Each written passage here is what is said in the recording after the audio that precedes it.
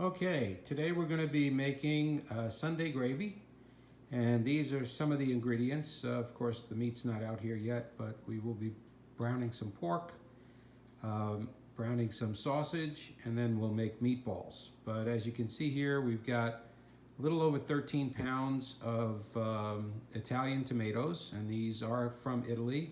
I like the Cento brand. There is a container of minced garlic there. Half of that will go in the sauce and the other half will go into the meatballs. As I said, I'll show you later. Also on the cutting board, you'll see onions on the right, and on the left, I've sliced some garlic because what we're going to do is infuse some olive oil with the garlic. And on the right side there also you can see some fresh basil. Okay, now we're going to take the whole tomatoes. I spoon them out of the can and then run them through this mill. And if you look at the mill, you see the size of the holes here. What that'll do is it'll prevent the seeds from coming through, and the mill itself will grind up the tomatoes. And the way that it works is you turn this handle and it turns this blade on the bottom, and by doing that the tomatoes get crushed underneath the mill. Put about 6 tomatoes in at a time and run it through the mill, and this is the pulp and seeds that's left over. I'll just keep on doing that until the pulp actually clogs the mill, and then I'll remove it. But I want to get as much through the mill as possible. So this is my 4th batch of tomatoes going through the mill, and as you can see, there is a good deal of pulp and a lot of seeds in here.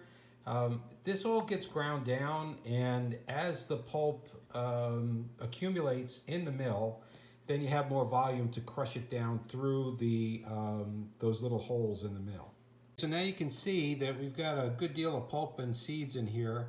What I'm going to do now is I'm going to clean this out and then finish straining or crushing the tomatoes. Okay, the tomatoes are finally crushed and it's time to start cooking. We're going to infuse the olive oil with garlic, and we'll get started on that next. Now this is a large pot. We're going to be cooking a good bit of sauce. So what I'm going to do is I'm going to cover the bottom of the pot with a layer of olive oil, just enough to cover the bottom of the pot. So if we tilt it, you'll see this is good. It's a perfect layer. Now what I'm going to do is I'm going to tilt the pot so that the olive oil pools in one place, and then I'm going to heat it up and we'll fry the garlic in there. We're going to fry it not until it's black, but until it's just golden brown, and then we're going to remove it from the oil.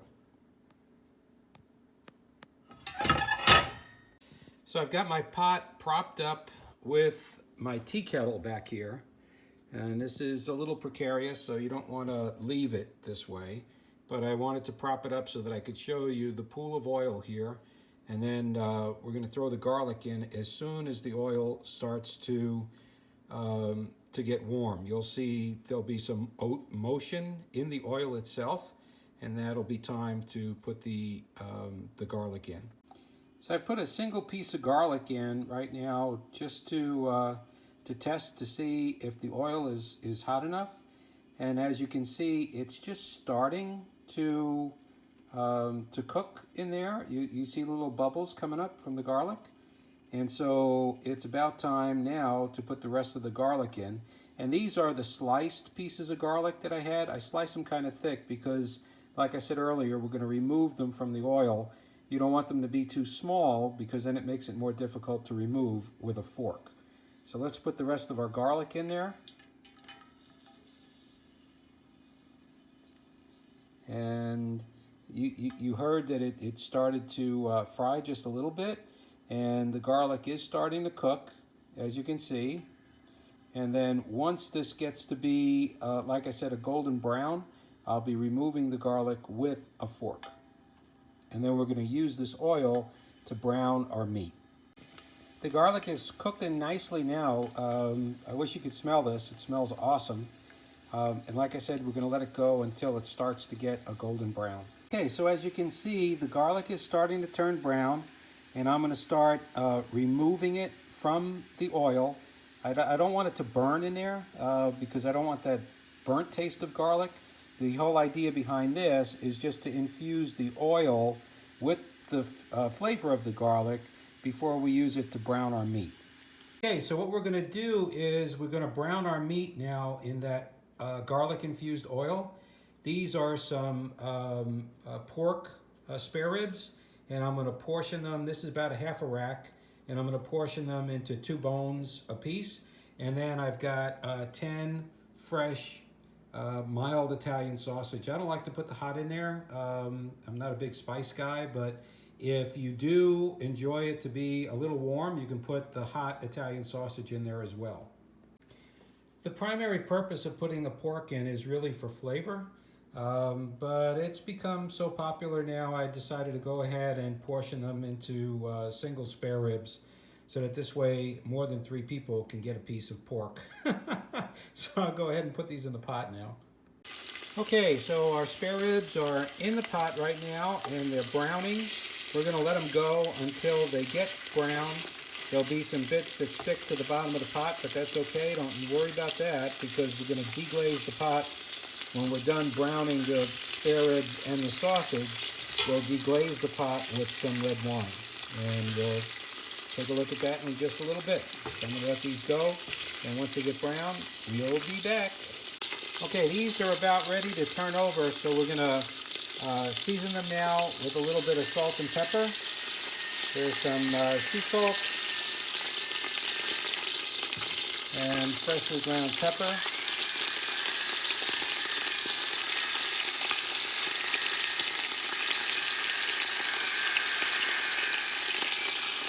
And now we'll go ahead and turn them over. You see they're nice and brown, look at that. Beautiful. That's what you want. Right there. And again, what we're doing is we're flavoring the oil now with the pork. Of course, that pork fat will be in there as well. We'll talk about how we're going to skim the fat off of this after we let it cool in the refrigerator overnight. The spare ribs have browned up nicely, so we're going to go ahead and remove them, put them in a separate bowl, and then what we're going to do is we're going to put our sausage in and brown it as well. As you can see, both sides of this is nice and golden brown, and we'll do the same with our sausage. So now we got our sausage in here, and there are 10 sausages, which is, it looks like it's just the right amount for this pot. So as you can see, our sausage is browning up nicely. We're gonna let the other side get brown, and then we'll remove this from the pot as well. Once we remove the sausage, we'll be putting in our onions. We cook those just to clarify a little bit, and then we'll put in the minced garlic just until it starts to give off its aroma, and then we'll add some wine. We're about to take out our last piece of sausage. You'll see there's lots of nice brown bits in the bottom of the pan.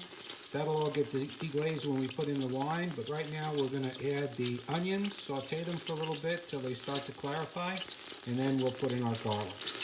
Onions are in the pot and they're cooking nicely. Like I said, we're going to wait until they start to clarify a little bit, and then we'll add our garlic. I've got a good deal of garlic here, and that's a pretty good sized container. And I'll use about half of it for this sauce. Okay, so as you can see, the onions now are starting to clarify. So we're going to go ahead and put in our garlic. And the garlic will just saute for about a minute and a half, just till it starts giving off its bouquet. Okay, the garlic's in the pot. So let's go ahead and stir it in.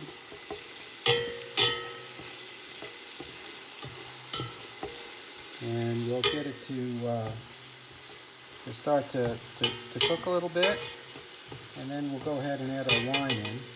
The wine will help to remove some of these brown bits that are on the bottom of the pot. You can scrape it with your tongs as well. but the wine will go ahead and release it. It'll be deglaze in the pot. Starting to steam up a little bit. The onions and the garlic seem happy. It's time to put in the wine. And what we're going to add is Chianti. This is a Gabbiano Chianti. It's one of their mid-grades. And I like to use the Chianti because it's nice and dry. And this is the bottle we'll be using today. And I'll put about 1/3 of the bottle into the pot. So let's go ahead and do that.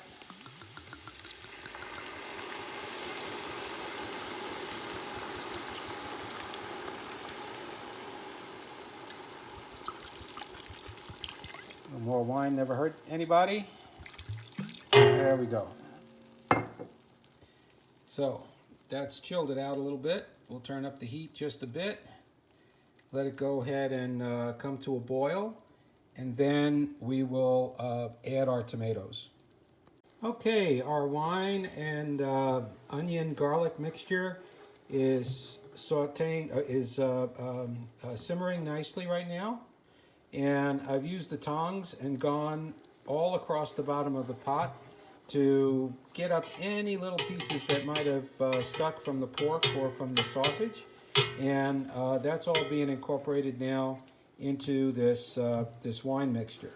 I'm going to let it reduce just a little bit more, about half, and then I'll be adding the tomatoes in. I just love the way this looks. It's so awesome. It's just simmering nicely. The alcohol is being burned out off of the wine, so we'll be left with just the flavor. And the onions are breaking down already. They'll break down further in the sauce with the tomatoes to where you won't even recognize any onions in the gravy when it's done. And yes, we do call it gravy. It's Sunday gravy. Okay, our wine has reduced about in half, so what we're going to do now is we're going to add our tomatoes. Okay, here we go. So the key is to try not to splash it too much. There it goes. That's one.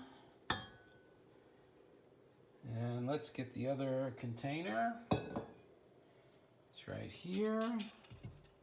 And we'll pour this one in as well.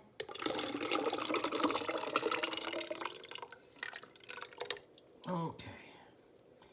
That might look a little thin right now, but it will thicken up as we cook it down. Now the other thing we're going to do at this point is add in the fresh basil. We're going to put some salt and pepper in here. What I like to do is just cover the surface with salt. Just enough to get a layer all the way across. You don't want to put too much in because we'll be tasting it as we go to make sure the flavor's okay. It may need some extra salt and pepper, but better to be able to add than to over salt it for sure. And you'll see that there's some grease that's already starting to accumulate here.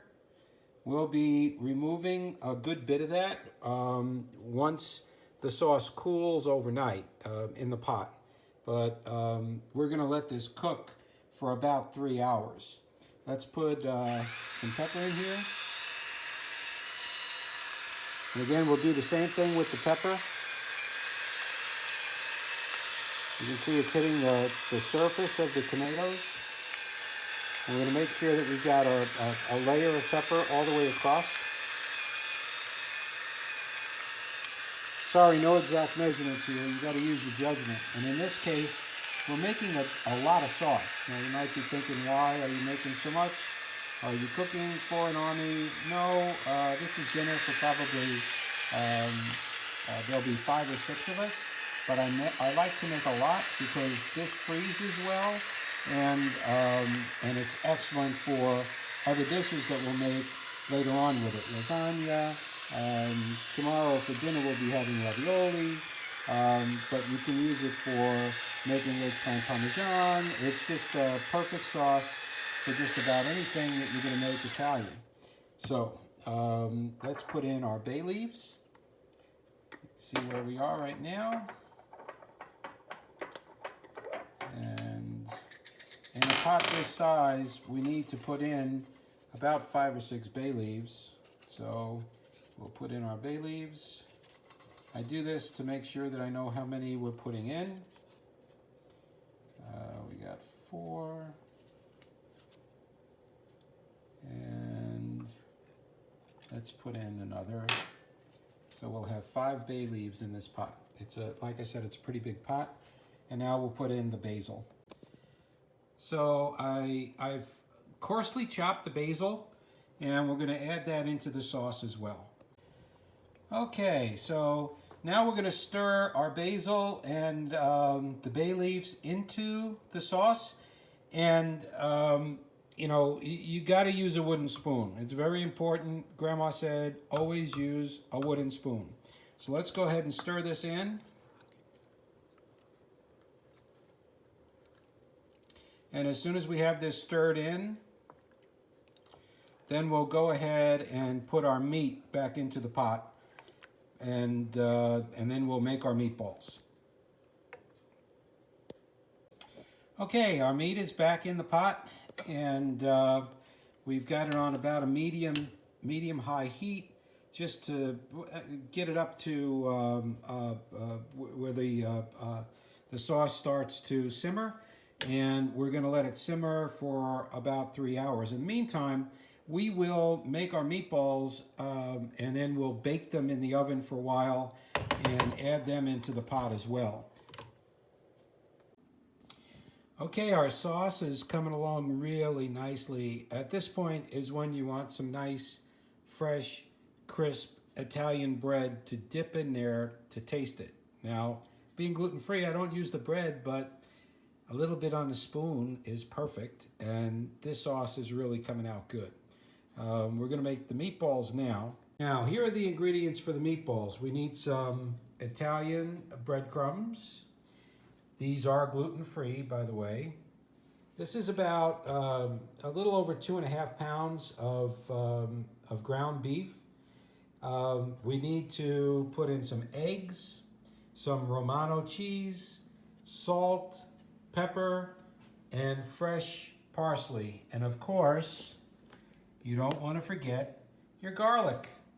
Let's open this up. You can see what we got left in here, and you'll see how we judge it. Depending upon how many meatballs you're going to make, that's going to determine, of course, the ingredients, but you want to be using everything proportionately.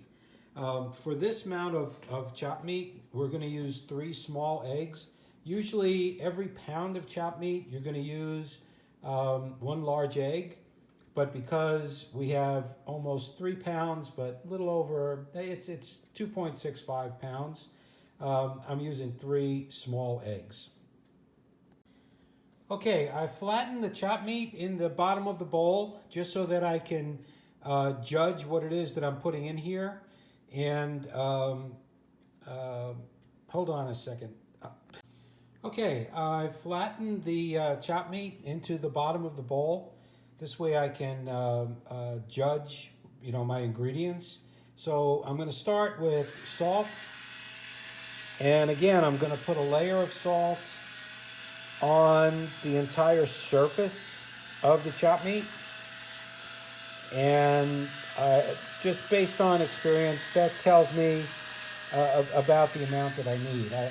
I don't make it a real thick layer, just a single layer of salt on the chopped meat. I'll do the same thing with the pepper. Pepper will take a little bit longer.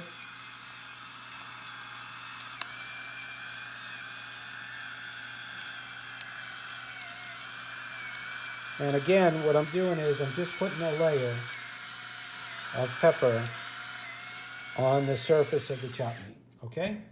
Now, let's put in our breadcrumbs. The breadcrumbs, again, I'm going to do the same thing. You'll see this is about, a little thicker of a layer, but I want to get it all the way across. And the whole idea behind the breadcrumbs is just to bind the meat together. You don't want to put too much in there. Now let's put in our garlic. There we go. That's what I was talking about. Okay. Yeah, that's a good amount of garlic right there. That's perfect.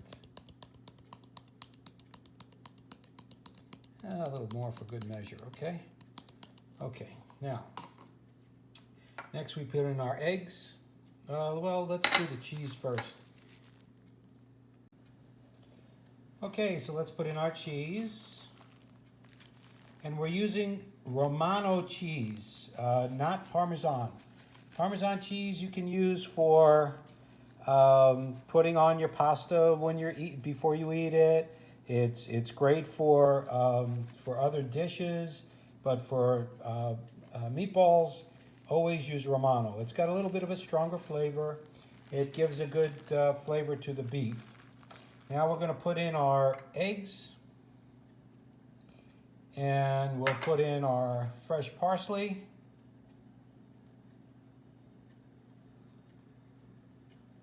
Hope you can see this. Okay, some fresh parsley. And now we're ready to mix the meat. Now you got to mix it with your hands.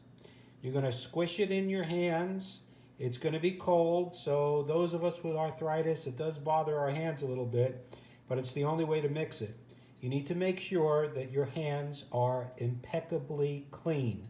Make sure you clean under your nails and all of that good stuff. I mean, I'm kind of particular about that anyway, as my wife will attest to, but you really need to make sure that your hands are clean when you're doing this. And I'll just show you. I'm going to start squishing it with just one hand because I'm using the other one to hold the phone. And I will put all this together and then come back and show you what it looks like. Okay, so we're making our meatballs. It looks like these are going to be about 2 inches in diameter. And you can see that everything has been incorporated really well into the chopped meat. And I actually had to add a little bit more breadcrumbs because the meat wasn't holding together as well. And again, the breadcrumbs are only there to hold together the meat. You don't want to over bread it, but you do need enough so that the meatballs will stay together, just like this one looks. So it's not falling, it's not flattening itself out under its own weight. It's standing up nicely, and that's a good way to judge it. So I'm going to make these meatballs, then we're going to put them on a rack, and we're going to bake them. Okay, I've lined a shallow baking pan. It's actually called a jelly roll pan with tin foil to catch all the grease. And I put a rack in there so that this way the grease can fall off these meatballs. We're going to put them in the oven at 350 degrees for 10 minutes. Then we're going to turn them over and let the other side cook before we put them into the sauce. Okay, our meatballs have been cooking for 10 minutes now. So what we're going to do is we're going to take them and turn them over. They're looking pretty good though. This is an option in terms of baking them. You can also fry them. We used to fry them. My stepmom Marie still does. I like baking them. It's a little easier cleanup. So I'm going to turn these over and put them back in for another 10 minutes. As you can see, the grease is starting to pool up underneath the tin foil, which is just what we want to see happen. Meatballs are done, and we're going to put them into the sauce. This is kind of weird. This light makes them look a lot darker than they are, but they're just nice and browned now. I turned the heat up for a little bit at 4 1/4 just to brown them a little bit more, and they look really good. But they are just brown. They're not as dark as they're looking on the video, but they are perfect, and I'll be putting them in the sauce. The sauce has been on now for about 3.5 hours. I'm going to put the meatballs in, let it go for about another 45 minutes or so, and then I will cool the sauce down, put it into the refrigerator, and then you'll see what it looks like in the morning when we skim off the grease. Well, here we are. It's been in the refrigerator overnight, and there's actually very little grease. Only that orange stuff that you see there, like on the edge and in the center here. There's some more over here on this edge, but very little grease in this one because we didn't put the meatballs in there until they cooked. What we do is just take a spoon and just pick the grease out just like that. And I'll do this all the way around the pot. Just get the grease out and we'll be ready to warm up our sauce.